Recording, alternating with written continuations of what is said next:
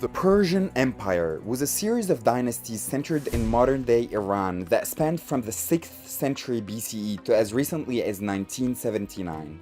The first one, called the Achaemenid Empire, emerged around 550 BCE when Cyrus the Great, the leader of a nomadic tribe in the region of Persis, began to defeat nearby kingdoms including Media, Lydia, and Babylon. Lydia is considered the first region to manufacture coins that could be used as currency, which is one of the most important developments in human history.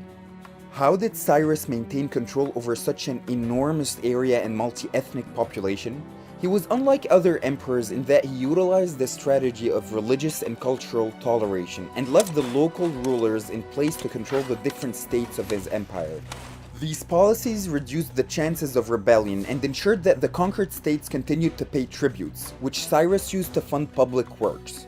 Also, in addition to the establishment of a large professional army, the Achaemenids developed the first postal service in history, which allowed efficient communication throughout the empire. Cyrus was probably a follower of Zoroastrianism, one of the world's oldest monotheistic religions, which served as the ancient Persian state religion for more than a millennium till the Muslim conquest. The unique historical features of Zoroastrianism, such as monotheism, messianism, judgment after death, and heaven and hell, may have influenced many other religions. Cyrus' son Cambyses II conquered Egypt and was succeeded by Darius, who grew the Achaemenid Empire to become the largest of the ancient world. He introduced reforms such as standard currency and satraps, provincial governors that he appointed himself to maintain control over smaller regions of the empire. These were linked through a system of impressive highways that allowed for the speedy transmission of information across the empire. Darius the Great also established a multilingual inscription in 3 different cuneiform script languages, which was critical to their decipherment. The increased wealth and power of the empire allowed Darius to initiate the construction of royal buildings at Susa, as well as the creation of a new capital city called Persepolis.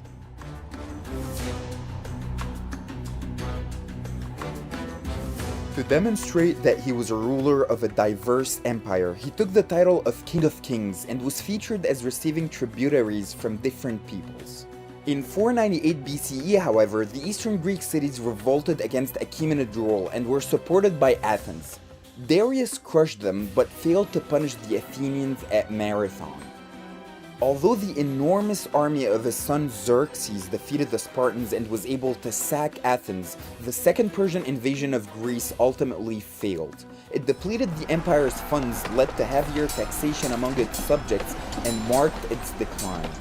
Much of our evidence for Persian history is dependent on contemporary Greek sources, whose main focus was the relations between Persia and the Greek states, as well as tales of Persian court intrigues, moral decadence, and unrestrained luxury. After 200 years of existence as a global hub of culture, art, and technology, the Achaemenid dynasty fell to Alexander the Great of Macedon, who was an admirer of Persian civilization and even took on Persian customs. Following his death, one of his generals, Seleucus, gained control of much of the Persian territory. The Iranian elites reclaimed power by the 2nd century BCE under the Parthian Empire, which was the arch-enemy of the Roman Empire and limited its eastward expansion. Frequent civil wars brought an end to it as the Sasanian Empire rose and endured for over 4 centuries. It set out to restore the legacy of the Achaemenid Empire by expanding Iran's dominions and revitalizing Zoroastrianism. Most of its lifespan was, however, overshadowed by the frequent Byzantine-Sasanian wars, which were part of the Roman-Persian Wars. The war exhausted Persians lost against the Muslim Arabs at the Battle of Al-Qadisiyah, which was a turning point in Iranian history. Although Zoroastrianism gradually declined, many aspects of Persian civilization were absorbed and greatly influenced the new Islamic culture. Iran suffered particularly hard during the late Middle Ages due to many invasions of nomadic tribes, including the Seljuks, Mongols, and Timurids. It was reunified as an independent state in 1501 by the Safavid dynasty, which set Shia Islam as the empire's official religion, marking one of the most important turning points in the history of Islam. Safavid Iran rose again as a world power that rivaled the Ottomans for hundreds of years, and then lost many of its territories to the emerging Russian Empire at the beginning of the 19th century. Iran had been in monarchy for about 500 years until the 1979 revolution, when it officially became an Islamic republic.